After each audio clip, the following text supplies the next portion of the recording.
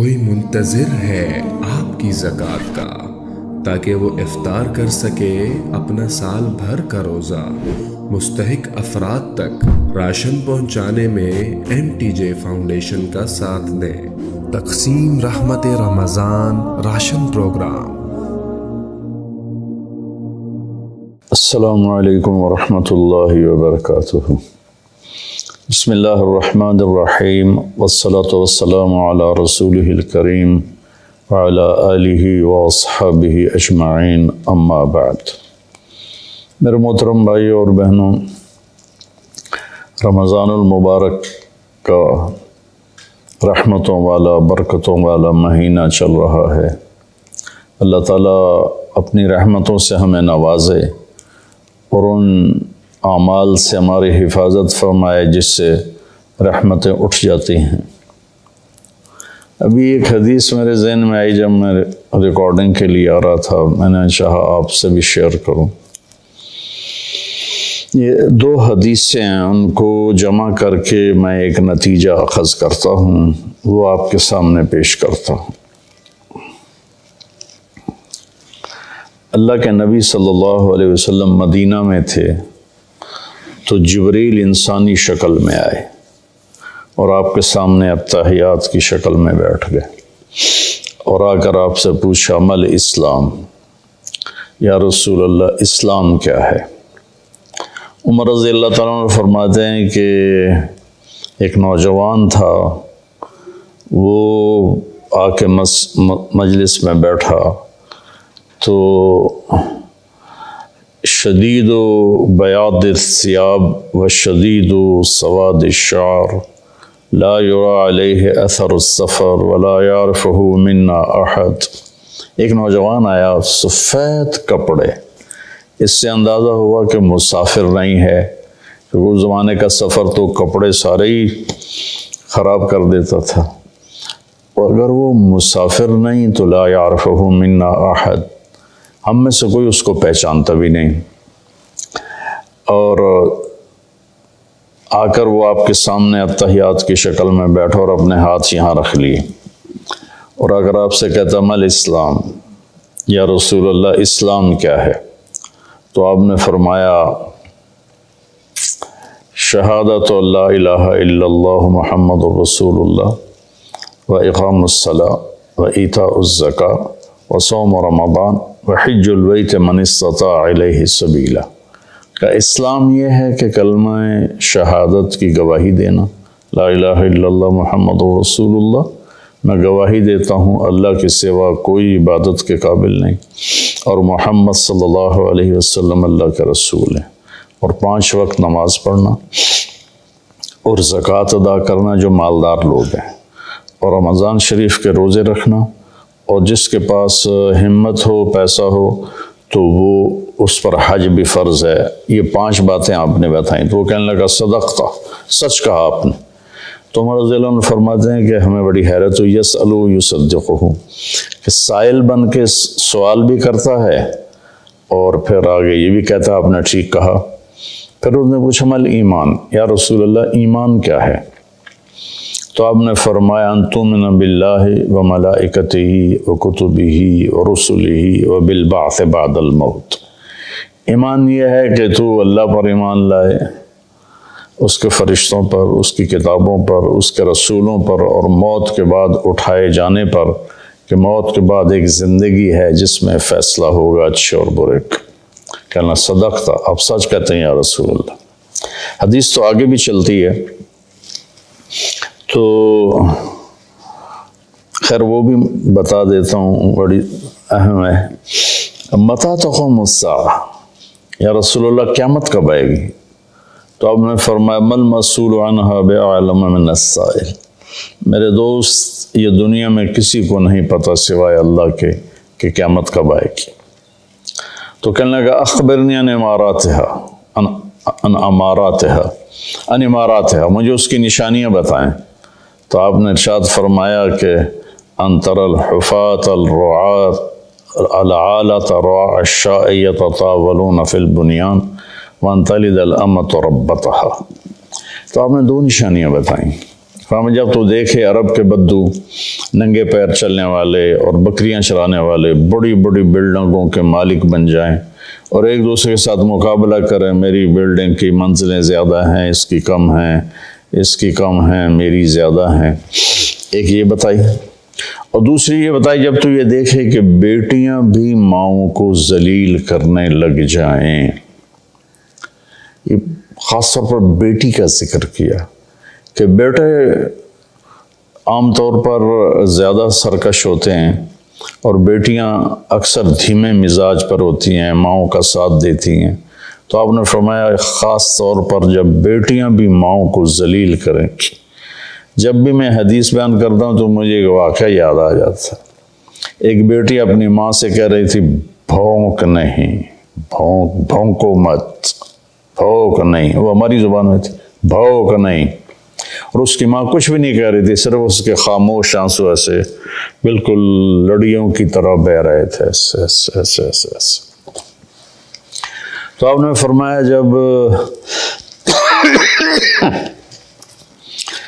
جب ماؤں کی بیٹیاں بھی عزت نہیں کریں گی اور ان کو ذلیل کریں گی تو بس پھر سمجھو کہ قیامت قریب ہے۔ اس کے بعد وہ اٹھے اور چلے گئے۔ پھر آپ نے حضرت عمر سے فرمایا بعد میں کہ جانتے ہو یہ کون تھا؟ کہا جی نہیں۔ کہا یہ جبریل تھے جو تمہیں دین سکھانے کے لیے آئے تھے، سوال کی شکل میں۔ تو یہاں اسلام کا جواب آتا ہے 5 ارکان اور ایمان کا جواب آتا ہے 5 عقیدے، اللہ پر، ملائکہ پر، کتابوں پر، رسولوں پر اور موت کے بعد کی زندگی پر۔ یہ 5 یہ اور 5 ہو، یہ ایمان 5 عقیدے اور اسلام 5 اعمال۔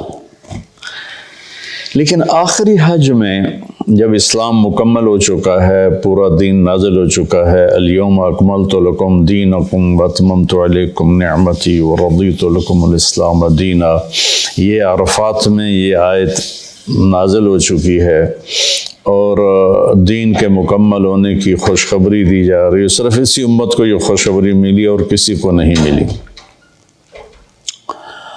تو وہاں عمر بن عبسہ رضی اللہ تعالیٰ عنہ ایک صحابی ہیں جو حج میں ہی شریک ہوئے۔ پہلے مکہ میں آئے تھے تو آپ نے کہا ہم بہت کمزور ہیں، ابھی چلے جاؤ، جب اللہ ہمیں طاقت دے گا پھر آ جانا۔ تو یہ کلمہ پڑھ کے چلے گئے اور پھر یہ آئے جب آپ حج میں تھے تو انہوں نے حجۃ الوداع میں سوال کیا۔ کس جگہ پر یہ ہو سکتا کہیں لکھا ہو، مجھے یاد نہیں، کہ یا رسول اللہ مل اسلام۔ اب جبریل مل اسلام اور یہ بھی کہہ رہے ہیں مل اسلام۔ جبریل کے جواب میں 5 اعمال، کلمہ، نماز، روزہ، حج، زکوٰۃ۔ یہاں کیا ہو رہا ہے؟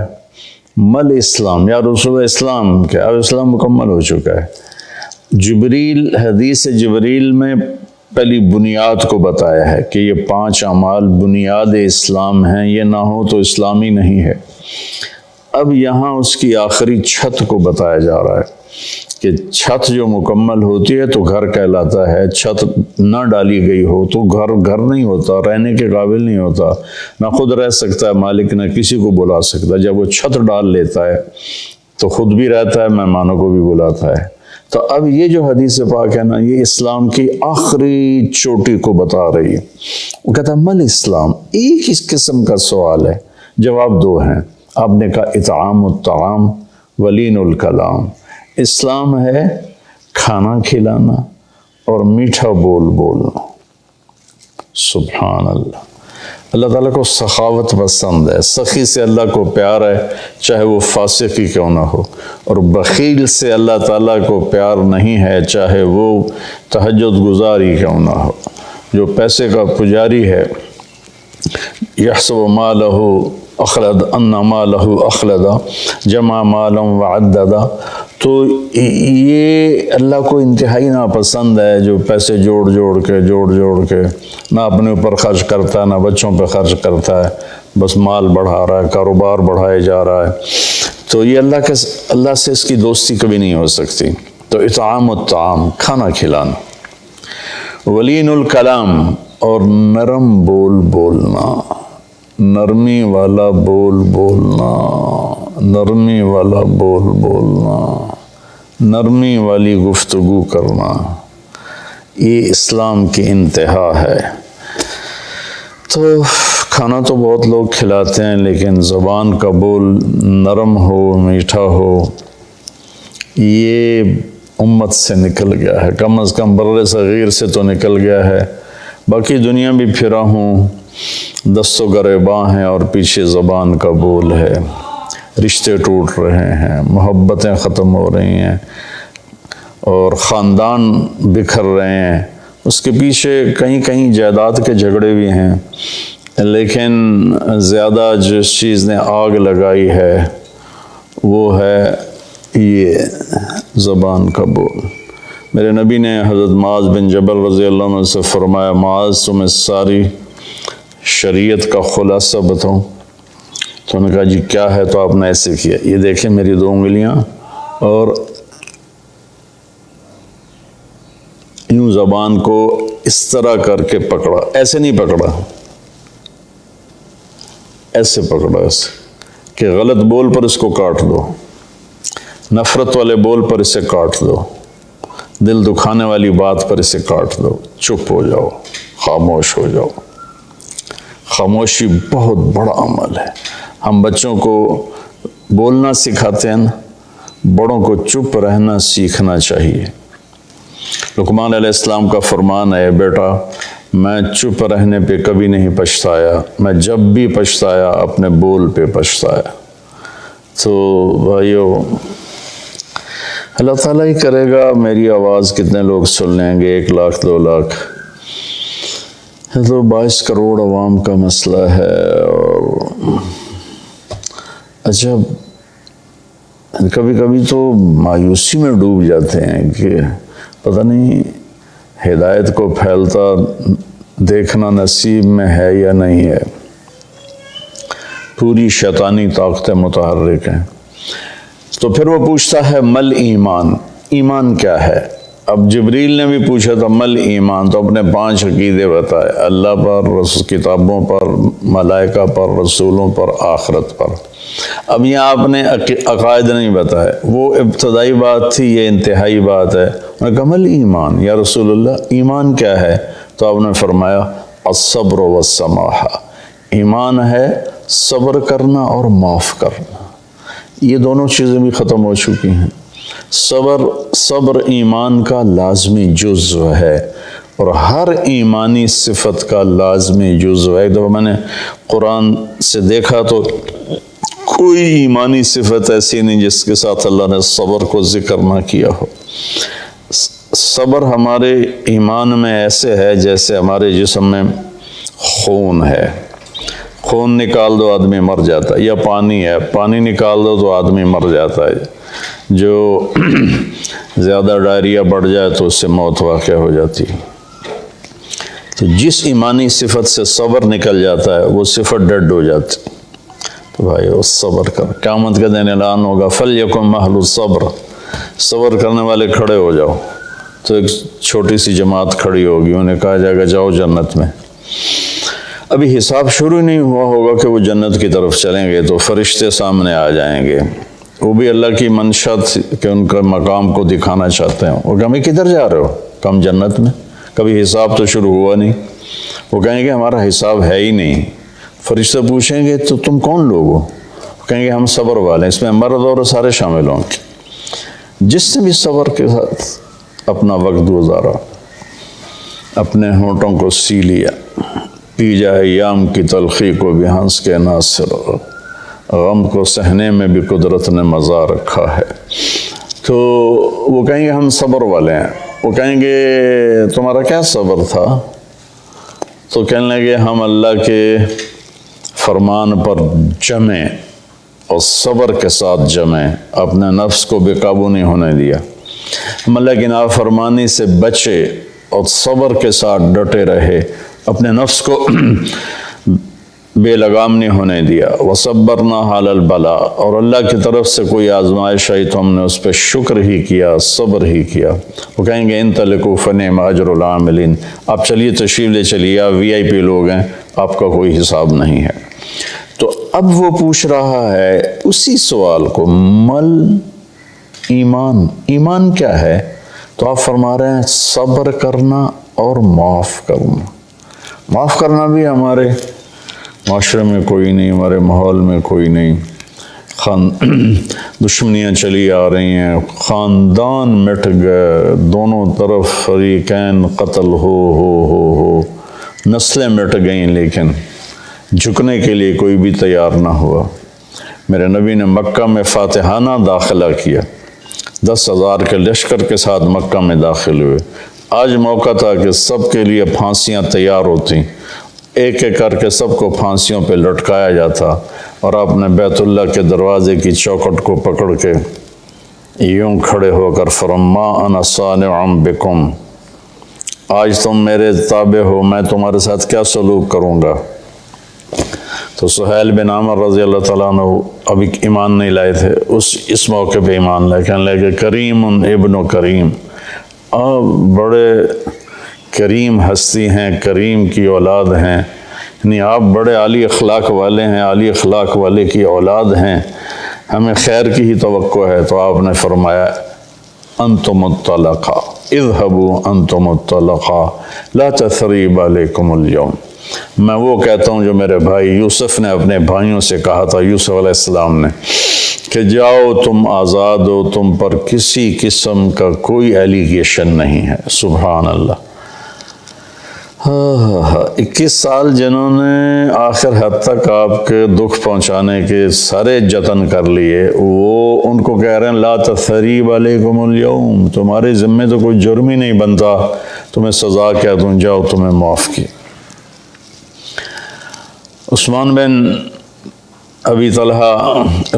طلحہ رضی اللہ تعالیٰ عنہ کے پاس بیت اللہ کی چابی تھی، خاندانی طور پر آج بھی اسی خاندان میں چلی آ رہی۔ تو جب آپ مکے میں تھے تو آپ نے ایک دن عثمان بن طلحہ سے کہا میرے بھائی یہ ذرا بیت اللہ کا دروازہ تو کھول دے، میں اندر جانا چاہتا ہوں۔ اس نے اتنی بری طرح آپ کو ڈانٹا اور اتنی بری طرح آپ سے پیش آیا، لیکن آپ کے ماتھے پر ذرا بل نہیں پڑا۔ آپ نے کہا اچھا چلو، وہ کیا دن ہوگا جس دن یہ چابی میرے ہاتھ میں ہوگی، میں جسے چاہوں گا دوں گا۔ وہ کہنے لگا وہ دن قریش کبھی نہیں دیکھیں گے۔ جب مکہ فتح ہوا تو آپ نے عثمان بن طلحہ کہنے لگے آج میں تو قتل کر دیا جاؤں گا، تو وہ چھپ گئے۔ تو آپ نے حضرت علی رضی اللہ تعالیٰ عنہ علیہ السلام کو فرمایا کہ جاؤ اور عثمان کو پکڑ کے لاؤ۔ تو ان کو ڈھونڈتے ایک جگہ مکہ چھوٹا سا تھا، ایک جگہ چھپے ہوئے تھے، وہاں سے ان کو پکڑا، ان کے ہاتھ مروڑ کے چابی ان سے چھینی، اور چابی اور ان لے کر حاضر ہو گئے اور چابی آپ کو پیش کی۔ تو حضرت عباس رضی اللہ عنہ چچا پاس کھڑے تھے، کہنے لگے یا رسول اللہ اب چابی ہمارے خاندان میں کر لیں، ہم حاجیوں کو پانی پلانے کا کام بھی کرتے ہیں، بنو ہاشم کا خاندانی یہ ان کی ذمہ داری تھی حاجیوں کو پانی پلانا، زمزم سے پانی کھینچ کر۔ تو انہوں نے عرض کی یا رسول اللہ یہ بھی ہمیں دے دیں، چابی بھی ہمیں دے دیں تاکہ یہ دو قسم کی نعمتیں ہمیں حاصل ہو جائیں، بیت اللہ کی برکتیں۔ آپ نے حضرت عباس کو کوئی جواب نہیں دیا، آپ نے چابی ایسے پکڑ کا عثمان یوں کھڑے ہوئے تھے، ایسے ان کا سر اوپر نہیں اٹھ رہا تھا، کہا عثمان، تو نے شرمندگی کی سایوں سر اٹھایا، کہا یہ کیا ہے؟ وہ خاموش رہے، کہا دیکھیے وہ چابی ہے جو میں نے کہا تھا، وہ کیا دن ہوگا جب یہ میرے ہاتھ میں ہوگی، اور یہ لو میں تیرے ہاتھ میں پکڑا رہا ہوں، قیامت تک یہ چابی تیری نسل میں رہے گی، کبھی تجھ سے کوئی لے نہیں سکے گا۔ سبحان اللہ۔ اب اس کا سلوک دیکھیں اور اللہ کے محبوب کا سلوک دیکھیں، کتنا تضاد ہے، کتنا فرق ہے۔ تو عثمان رضی اللہ عنہ کی اولاد نہیں تھی، تو چابی ان کے بھائی شیبہ بن طلحہ کی طرف منتقل ہوئی۔ اور وہ چابی آج تک چلی آ رہی ہے شیبہ بن طلحہ رضی اللہ عنہ کی نسل میں۔ کچھ سال پہلے اس کے متولی تشریف لائے تھے، ایک نکاح میں نے پڑھایا تھا تو اس میں وہ شریک تھے، تو میں نے آدھا بیان عربی میں کیا، آدھا اردو میں کیا، اسی کا ترجمہ اردو میں یا اردو والے کا ترجمہ عربی میں کر کے بہت خوش ہوئے تھے، وہ بہت دعا دی تھی انہوں نے۔ تو آپ نے وہ چابی ان کے حوالے کی۔ تو ہمارے ماحول میں معاف کرنا بھی نہیں رہا، تو ایمان کی، اسلام کی صفات، کھانا کھلانا، میٹھا بولنا، اس کو بھی ترس گئے ہیں، اور ایمان کی صفات، صبر کرنا اور معاف کرنا، اس کو بھی ہم ترس کے رہ گئے ہیں۔ اس کے بعد اس نے پوچھا ای الاسلام افضل، سب سے اعلیٰ درجے کا اسلام کیا ہے؟ آپ نے جواب دیا تھا کہ ای الایمان افضل، اس کا بھی آپ نے جواب دیا کہ انہوں نے پہلے پوچھا اسلام کیا ہے، پھر پوچھا ایمان کیا ہے، پھر پوچھا سب سے بہترین اسلام کیا ہے، تو آپ نے فرمایا من سلم المسلمون من لسانہ و یدہ، جو کسی مسلمان کو ہاتھ اور زبان سے تکلیف نہ پہنچائے، یہ سب سے بڑے ایمان والا ہے، سب سے بڑے اسلام والا ہے۔ پھر اس نے پوچھا سب سے بڑا ایمان کیا ہے، تو آپ نے کہا اچھے اخلاق، حسن الاخلاق۔ ان دو پر انشاءاللہ کل گفتگو کریں گے۔ آج میں نے پہلی دو صفتیں اسلام ایمان، اب آگے آئے گا اسلام کا سب سے اعلیٰ درجہ کیا ہے اور ایمان کا سب سے اعلیٰ درجہ کیا ہے۔ السلام علیکم۔ کوئی منتظر ہے آپ کی زکوٰۃ کا تاکہ وہ افطار کر سکے اپنا سال بھر کا روزہ؟ مستحق افراد تک راشن پہنچانے میں MTJ فاؤنڈیشن کا ساتھ دیں۔ تقسیم رحمت رمضان راشن پروگرام